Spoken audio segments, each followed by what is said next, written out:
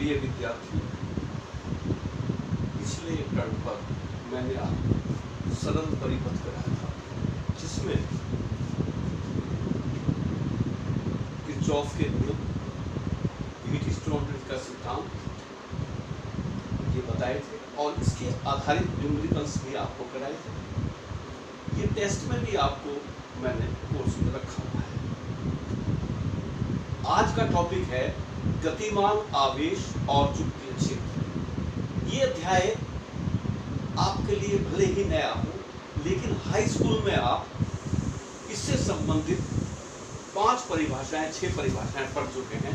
पहले मैं वो डिस्कस करूंगा 6 परिभाषाएं। पहली परिभाषा है चुंबक किसे कहते हैं, व्हाट इज मैग्नेट।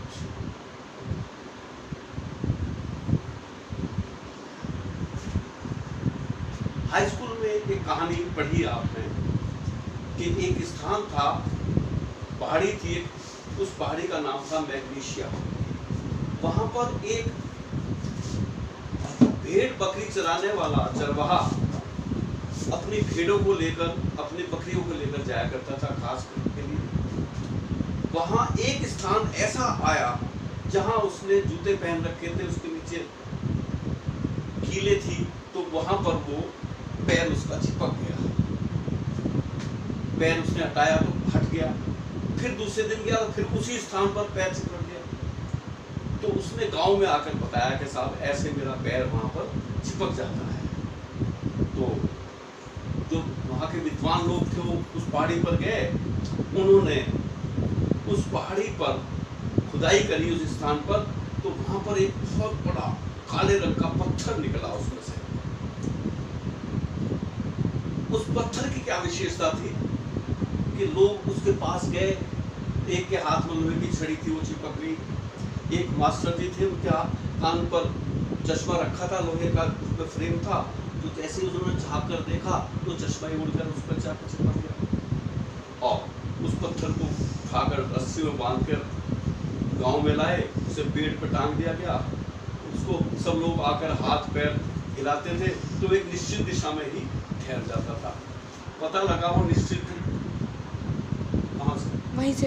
हाँ, तो उस पत्थर को लेकर आए गांव में, उसे पेड़ पे टांग दिया गया। वह हिला, रस्सी से बंधा था, उसको हिलाते बुलाते थे गांव वाले आकर, तो वह एक ही दिशा में जाकर ठहरता था।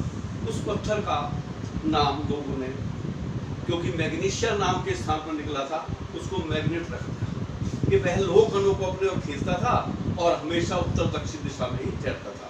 इसलिए चुंबक को जो परिभाषित किया गया, चुंबक वह पदार्थ है जो लोह कणों को, आयरन पार्टिकल्स को अपनी ओर आकर्षित करता है और स्वतंत्रता पूर्वक लटकाने पर सदैव उत्तर दक्षिण दिशा में ठहरता है। उसे चुंबक कहते हैं। That is called magnet.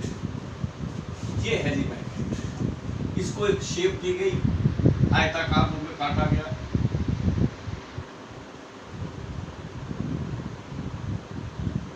तो ये जो है चुंबक है मैग्नेट। इसे स्वतंत्रता पूर्वक धागे से लटका दो तो हमेशा उत्तर दक्षिण दिशा में ठहरता है।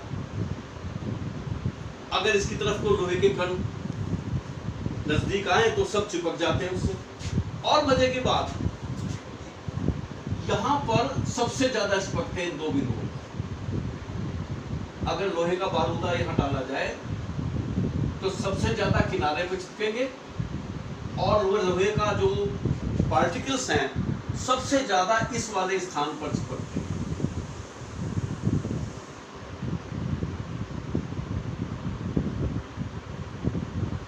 ये 2 बिंदु थोड़ा सा किनारे से हटकर है। इन 2 बिंदुओं को कहते हैं चुंबकीय ध्रुव। चुंबकीय ध्रुव, मैग्नेटिक पोल्स। ये 2 होते हैं, एक उत्तर दिशा में होता है, एक दक्षिण दिशा में होता है। इसको नॉर्थ पोल कहते हैं, इसे साउथ पोल कहते हैं। ये 2 ध्रुव होते हैं, चुंबक से जरा सा किनारे से हटकर होते हैं। इनकी बीच की जो दूरी है, उस दूरी को 2L से प्रदर्शित करते हैं। इस दूरी को कहते हैं प्रभावकारी लंबाई। प्रभावकारी effective length of the magnet, जो उसकी जितनी लंबाई है उससे थोड़ी सी ये कम होती है, इसे कहते हैं चुंबक की प्रभावकारी लंबाई, 2L से प्रदर्शित करते हैं। अंग्रेजी में कहते हैं effective length of the magnet. इस दोनों ध्रुवों में से अंदर से एक काल्पनिक रेखा गुजर जाए तो इसको बोलते हैं चुंबकीय अक्ष, मैग्नेटिक एक्सिस। तो चुंबकीय अक्ष की परिभाषा आ जाए तो क्या लिखेंगे? What is magnetic axis? चुंबक के दोनों ध्रुवों में से गुजरने वाली काल्पनिक रेखा, ये जो रेखा जा रही है इसमें से बीच में, इसे कहते हैं चुंबकीय अक्ष। और इस स्थिति को कहते हैं, चुंबक को इस स्थिति में रख दिया जाता चुंबकीय, ये कहलाता है अक्षीय स्थिति। और इसके ठीक लंबवत ये कहलाती है निरक्षीय स्थिति। तो दो प्रकार की स्थिति होती है चुंबक को रखने की। नॉर्थ साउथ रखा जाए तो इसे कहते हैं अक्षीय स्थिति,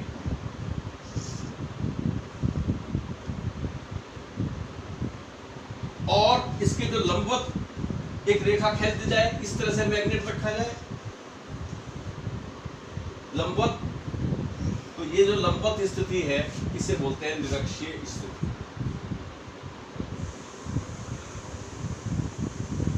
तो ये आपने 6 परिभाषाएं हाई स्कूल में पढ़ चुके हैं आप। चुंबक किसे कहते हैं? चुंबक वह पदार्थ है जो लोह कणों को अपनी ओर आकर्षित करता है, स्वतंत्रता पूर्वक छोड़ने पर सदैव उत्तर दक्षिण दिशा में ठहरता है, उसे कहते हैं चुंबक। दो किनारे पर ऐसे बिंदु है जहां चुंबकत्व सर्वाधिक होता है, चुंबकत्व सबसे ज्यादा होता है। इन दो बिंदुओं को कहते हैं चुंबकीय अक्ष। एक नॉर्थ साउथ में होता है, नॉर्थ पोल, ये साउथ पोल। इन दोनों ध्रुवों में से गुजरने वाली रेखा को कहते हैं चुंबकीय अक्ष। और ये लंबाई जो है इसकी, ये कहलाती है प्रभावकारी लंबाई। लंबवत स्थिति कहते हैं निरक्षीय स्थिति। इस प्रकार ये 6 परिभाषाएं आपने पढ़ी। अब मैं 7वीं बात बताने जा रहा हूं आपको। 7वीं बात ये है,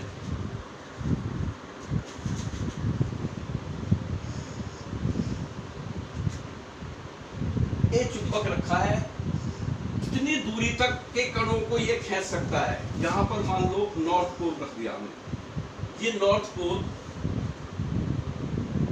जहां तक के कणों को, यहां इस वाले कण खींच लिया, यहां वाला कण भी खींच गया, लेकिन इससे जरा दूर रखते हैं तो नहीं खींचता। किसी चुंबकीय ध्रुव के चारों ओर वह क्षेत्र, किसी चुंबक की ध्रुव के चारों तरफ वह स्थान, वह परिसीमा, वह बाउंड्री, वह फील्ड जहां तक उसकी गुंडागर्दी कहते हैं, चुंबक की लोह को खींच रहा है, जहां तक इसके लोह खींचने के गुण कार्य करते हैं, जहां तक इसका चुंबकीय प्रभाव कार्य करता है, जहां तक इसका मैग्नेटिक इफेक्ट कार्य करता है, उस क्षेत्र को कहते हैं चुंबकीय अक्ष। अगर एग्जाम में आ जाए चुंबकीय अक्ष क्या है, चुंबकीय क्षेत्र क्या है, मैग्नेटिक फील्ड क्या है, किसी चुंबकीय ध्रुव के चारों ओर वह स्थान, किसी चुंबकीय ध्रुव के चारों ओर वह परिसीमा, जहां तक उसके चुंबकीय गुण कार्य करते हैं, उसे कहते हैं चुंबकीय क्षेत्र। ये है जी वो चुंबकीय क्षेत्र। मान लीजिए ये चुंबकीय क्षेत्र है, ये चुंबक, इसकी तीव्रता क्या कहलाएगी? चुंबकीय क्षेत्र की तीव्रता। अगर यहाँ पर एकांक उत्तरी ध्रुव रख दें, इस पर कितना बल आरोपित होता है, कितना चुंबकीय बल काम कर सकता है, उसे कहते हैं चुंबकीय क्षेत्र की तीव्रता। शॉर्ट में किताब में से चुंबकीय क्षेत्र भी कहते हैं। वास्तव में चुंबकीय क्षेत्र तो वह परिसीमा है, वह स्थान है जहां तक उसके गुण कार्य करते हैं। उस परिसीमा में एकांक उत्तरी ध्रुव पर कितना मैग्नेटिक फोर्स कार्य कर सकता है, कितना चुंबकीय बल कार्य कर सकता है, उसको कहते हैं चुंबकीय क्षेत्र की तीव्रता। Intensity of the magnetic field कहलाते हैं। उस चुंबकीय क्षेत्र तीव्रता को B से प्रदर्शित करते हैं। उसका मात्रक होता है वेबर। क्या होता है? वेबर इसका मात्रक होता है चुंबकीय क्षेत्र का। तो इसका एक मात्रक और भी है, न्यूटन प्रति एम्पियर मीटर स्क्वायर भी है, वो भी हम बताएंगे समय आने पर। और भी मात्रक है, न्यूटन प्रति एम्पियर मीटर भी मात्रक है इसका।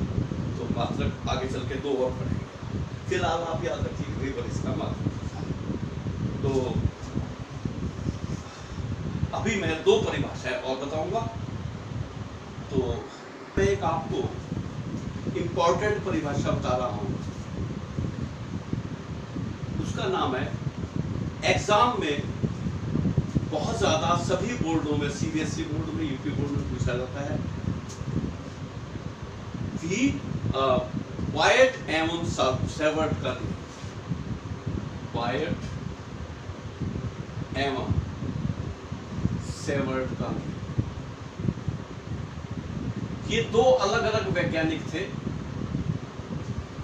ये दोनों ही वैज्ञानिक इसी टॉपिक पर काम कर रहे थे कि जब उन्होंने एक तार में धारा प्रवाहित की, कुंडली में धारा प्रवाहित करी, तो क्या देखते हैं, जैसे ही हमने इस बैटरी से इसके अंदर धारा प्रवाहित की, तो ये इसका ये सिरा साउथ बन जाता है, ये नॉर्थ बन जाता है। इसकी तरफ को कोई चुंबकीय सुई रखते हैं तो वो इसकी तरफ को घूम जाती है ऐसे। इसके पास लोहे के कण रखते हैं तो खींच लेता है। कब खींचता है? जब तक इसमें विद्युत धारा बह रही। जैसे ही विद्युत धारा प्रवाहित करनी बंद करते हैं, इसका ये चुंबकीय गुण समाप्त हो जाता है।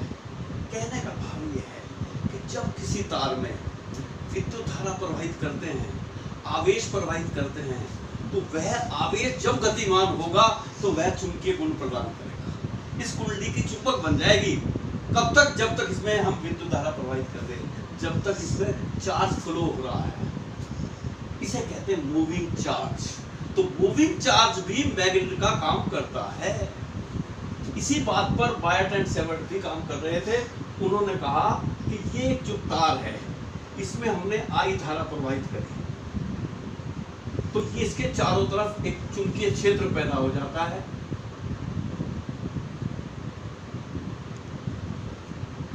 P पैदा हो जाता है चुंबकीय क्षेत्र। कब पैदा होता है? जब इसमें धारा प्रवाहित करते हैं। ये धारा जो प्रवाहित हो रही है, इसके कारण ये बन गया चुंबक। और जब तक ये चुंबक बना, जब तक इसमें चार्ज फ्लो कर रहा है। उन्होंने एक नियम दिया कि किसी धारावाही तार के निकट उत्पन्न चुंबकीय क्षेत्र का मान सदैव 4 बातों पर निर्भर करता है। 1, 2, 3, 4 बातों पर निर्भर करता है। पहला, धारा पर, कितनी विद्युत धारा प्रवाहित कर रहे हैं। यदि विद्युत धारा कम प्रवाहित हो रही है तो चुंबकीय क्षेत्र कम पैदा होगा। नंबर दूसरी बात, पहला पॉइंट विद्युत धारा, करंट। दूसरी बात, कितनी दूरी पर है, इस बात पर। तीसरा, ये बिंदु कितना कोण बना रहा है, इस बात पर। और चौथी बात, इस तार की लंबाई क्या है। तो किसी धारावाही तार के निकट उत्पन्न चुंबकीय क्षेत्र की तीव्रता सदैव 4 बातों पर निर्भर करती है। धारा के, लंबाई के और तीसरा जो कोण बन रहा है, बने कोण की ज्या पर, जिसे कहते हैं साइन थीटा। इन 3 बातों के ऊपर निर्भर करती है आई एल साइन थीटा। और चौथी बात, जितनी ज्यादा दूर होगा उतना चुंबकीय क्षेत्र कम होगा, बीच की दूरी के वर्ग पर।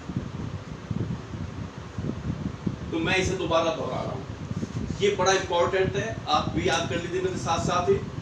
किसी धारावाही तार के निकट उत्पन्न चुंबकीय क्षेत्र की तीव्रता सदैव प्रवाहित धारा, लंबाई और बड़े कोण की ज्या के अनुक्रमानुपाती होती है, परंतु बीच की दूरी के वर्ग के व्युत्क्रमानुपाती होती है। इसके उल्टा अनुपात है। इसे ही वायट एंड सेवर्ट का नियम कहते हैं। या B = ये निशान हटा रहा हूं, इसकी जगह एक नियतांक लगाना पड़ेगा। उस नियतांक का मान है μ0/4π। ये जो का तुम IL sin θ/r²। इस सूत्र को कहते हैं पायट एवं सेवर्ट का सूत्र से मैं दोबारा बता रहा हूं। किसी तार के निकट, किसी धारावाही तार के निकट उत्पन्न चुंबकीय क्षेत्र की तीव्रता B का मान सदैव प्रवाहित धारा, लंबाई और बने कोण की ज्या के अनुपाती होता है और बीच की दूरी के वर्ग के व्युत्क्रमानुपाती होता है। यही पायट एंड सेवर्ट का नियम है। अगर ये निशान हटा दें अनुक्रमानुपात, एक नियतांक हो गया। यहाँ μ0 एक नियतांक है जिसे कहते हैं निरपेक्ष की चुंबकत्वशीलता। चुंबकत्वशीलता माने कितना चुंबकीय गुण कार्य कर रहा है उसे कहते हैं चुंबकत्वशीलता। इस नियम को कहते हैं पायट एंड सेवर्ट का नियम। बस आज मैं इतना ही पढ़ा रहा हूं। कल को मैं इस पर अभी और परिभाषाएं बताऊंगा, इसके कुल सूत्र बताऊंगा,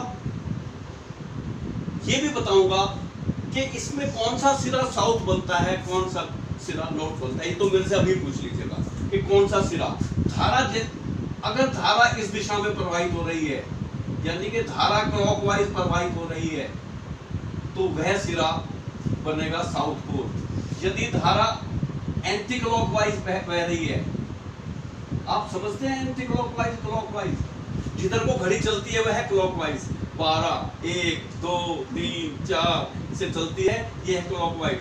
12 से सुई चली 11, 10, ये है एंटी। अगर क्लॉकवाइज है तो एस सिरा बनेगा, एंटी क्लॉकवाइज है तो नॉर्थ। देखना एन को मैंने घुमा के नॉर्थ की तरह बना दिया, एंटी क्लॉक, तो ये नॉर्थ पोल बनेगा। तो ये ध्यान रखिए। और आगे कल बहुत कुछ पढ़ाऊंगा, इस पर न्यूमेरिकल कराऊंगा, कुछ सूत्र लिखवाऊंगा। आपने ये जो परिभाषाएं मैंने बताई हैं, 8 परिभाषाएं, इन 8 परिभाषाओं को आप घर जाकर लिखिएगा। मैंने आपके ग्रुप में इस गतिमान आवेश का पूरा नोट्स भेज दिए हैं, उसे भी आप पूरी फेयर कॉपी को उतार लीजिए। कल मैं लिखवाऊंगा कोई सूत्र, उसे न्यूमेरिकल वाली कॉपी में लिख दीजिएगा। कल मैं 10 न्यूमेरिकल भी भिजवाऊंगा आपके पास, वो न्यूमेरिकल भी 10 करिएगा। धन्यवाद। आज की मुलाकात बस।